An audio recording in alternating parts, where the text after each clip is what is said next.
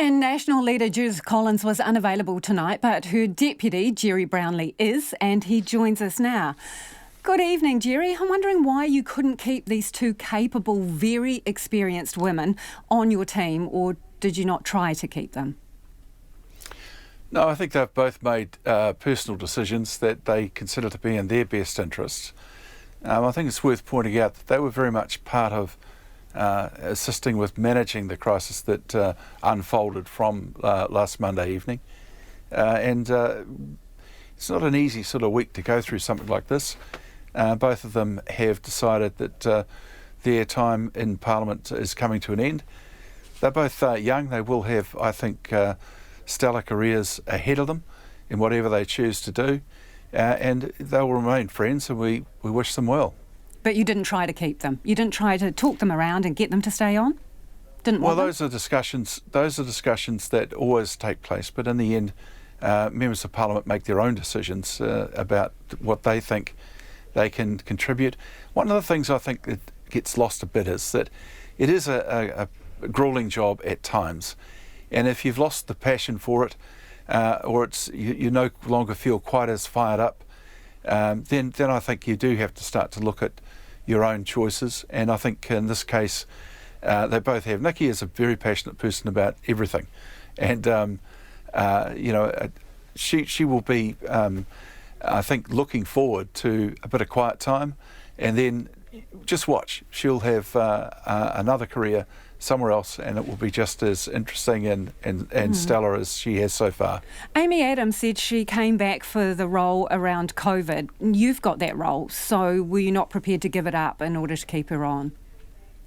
The role she came back to was a role that was pulling together a lot of policy around response to the COVID response. And my responsibility is much more narrow than that. Was that a way of getting rid of her by not keeping that portfolio that she came back for? No, not at all. I think you've got to look at the current situation in New Zealand, which is pretty dire. You've got 200,000 people out of work so far, tens of thousands who've had their salaries cut. But that's why you would keep a COVID portfolio, isn't it? A COVID response portfolio. That's why you would keep it, and you'd keep Amy Adams in that job. Yeah. Am I answering the questions here, or do you want to? I'm asking you the question. Well, let me answer then. So I'll go back to what I was saying. We have a situation in New Zealand which is pretty dire. You have 200,000 people out of work at the moment. That doesn't count the people who can't be included in that figure because they've got a partner who's working. Tens of thousands of others who've had incomes cut, part-time work gone, casual work gone, and a lot of workplaces at the moment starting to work out how they survive in the new environment beyond a wage salary. So you do need to have a big focus on the economy. There's not, in our view, a single COVID response policy. It is multifaceted, and it will be across numerous portfolios. So there's a different way of doing things. Okay, do you expect any more resignations before the election? No, I would hope not. I think the events of this last week have been quite extraordinary and were unforeseen. I think everyone in the party has behaved extremely well, with the right sort of care being extended to Todd Muller and his family. And of course, there will be some sorrow at the two members who've decided that they're going to not contest beyond this election. But in the end, that happens in politics. People come and go, others step up. And the new front bench today, I think, indicates the sort of depth of talent that we've got. And we look forward to a very robust campaign. But these weren't normal comings and goings. You had a situation here with Michelle Bogue, a former party president, who in essence has led to this downfall of a number of people. Todd Muller as leader, Nikki, Kaye as deputy, Amy Adams, Hamish Walker, and the demotion of Michael Woodhouse. So do you still talk to Michelle Bogue? No. When was the last time you would have spoken to her? I'm not sure. Possibly in an airport somewhere, just an acknowledgement. Look, as I said, these events have been extraordinary. Have you received any information from Michelle Bogue? No. Any leaks or any material? No. And have you checked... Am I here to have a discussion or an interrogation? What's the deal here? it's an interview, so I ask some questions and hopefully you're able to answer them. So have any other of your MPs, have they received information from Michelle Bogue? Have you asked the direct question? I think anybody that had would have put their hand up by now. So but I'd why say not no. ask to clear it up, or are you not wanting to know? No, it's not a case of that. It's just that we're all adults here, and you treat each other with a proper respect for the positions that people hold. Everyone would know that sort of information is not acceptably received. It's quite wrong, and we would expect that if anyone had, they would have done what Michael Woodhouse has done and put their hand up. Was Michael Woodhouse told not to speak up about this at the point that he wanted to? I don't know about that because I wasn't involved at the same level at that time. But don't you want to get to the bottom of it? Well, we've said today that there is an inquiry that's being conducted by Mike Heron. That's going to reveal more about the whole situation, and that should bring a great deal more clarity. Looking back at what might have been done, what should have been done, doesn't change the fact that there was information out there that shouldn't have been, and that in the case of Hamish, it made its way to the media, which should not have happened. Okay, your elevation to the deputy leadership, what do you say to Cantabrians who think that is, and this is a quote, who say it is an up you to Cantabrians who are still waiting for their earthquake issues to be resolved? What do you say to those people? Well, look, what I would say to people other than those people is that is simply not a reasonable position for anyone to take. I've been through these numbers numerous times.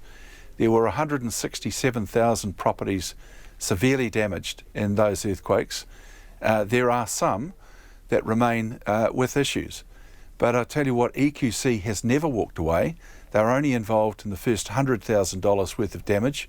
Many of the houses you're talking about will be caught in wrangles with insurers, and there will be a multiple of reasons as to why those properties haven't settled.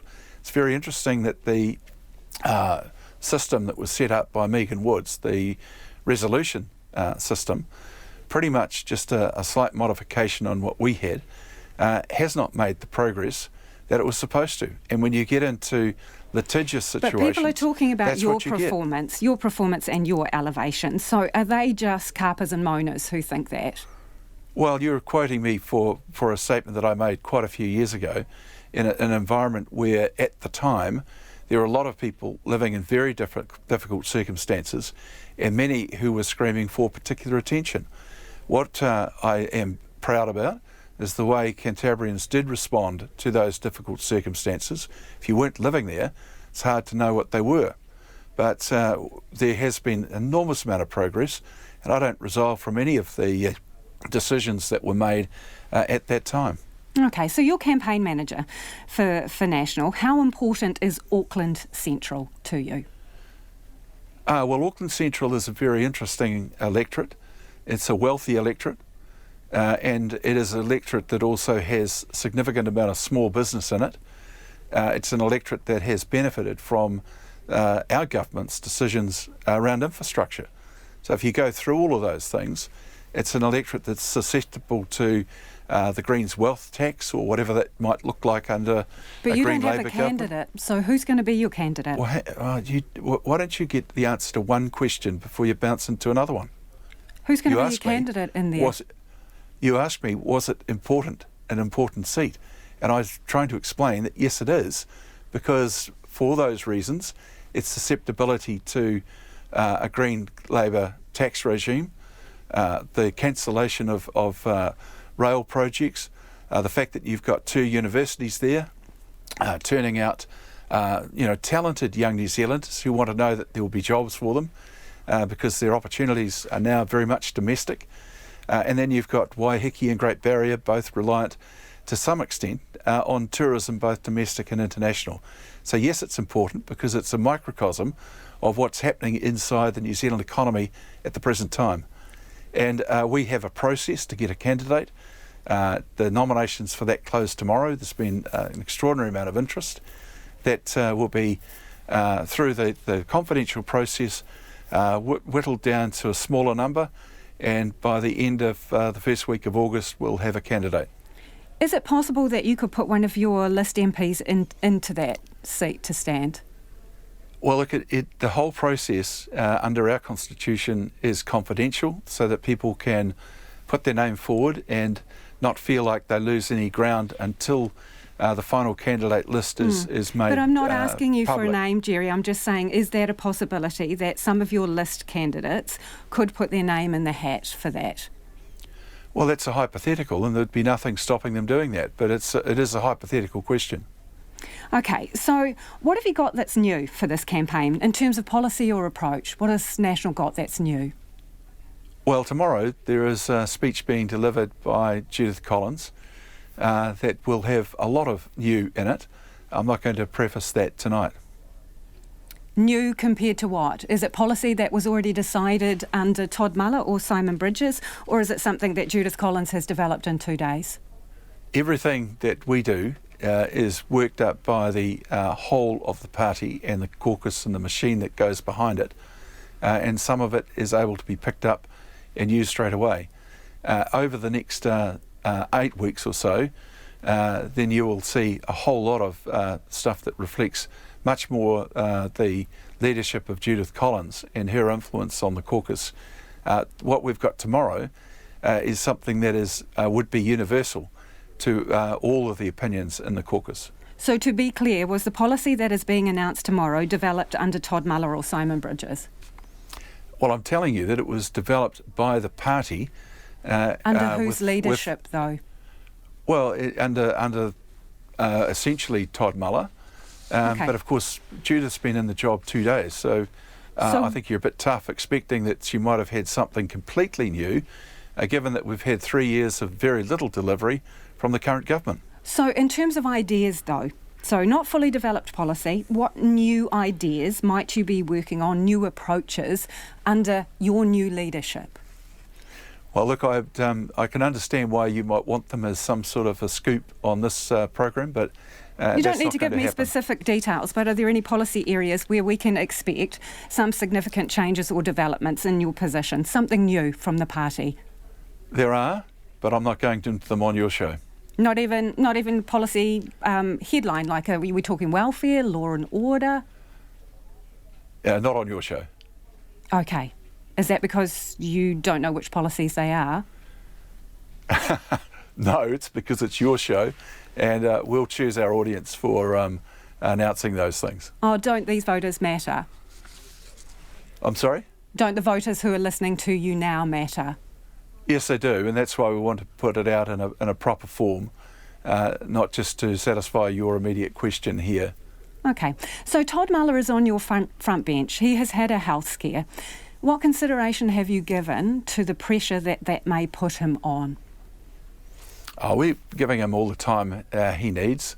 It was an important mark of respect that he was given the opportunity that he's accepted. He won't be in Parliament for at least 2 weeks as he does recover from his health issue. So, again, what consideration have you given to the pressure? He's going to be in your front bench. He's going to be back in the limelight. You're missing the point. You're missing the point. It's not for us to judge what an elected member should choose to do with regards to their coming to Parliament. He is a former leader now. He's highly respected by his colleagues. We know what his capabilities are, and he has a portfolio responsibility that he is very interested to develop. Now, are we putting him under any pressure? No, the discussion has been with him. Okay, can you tell us whether you support standing candidates in Maori seats? Oh, that's obviously something that Judith has opened up today.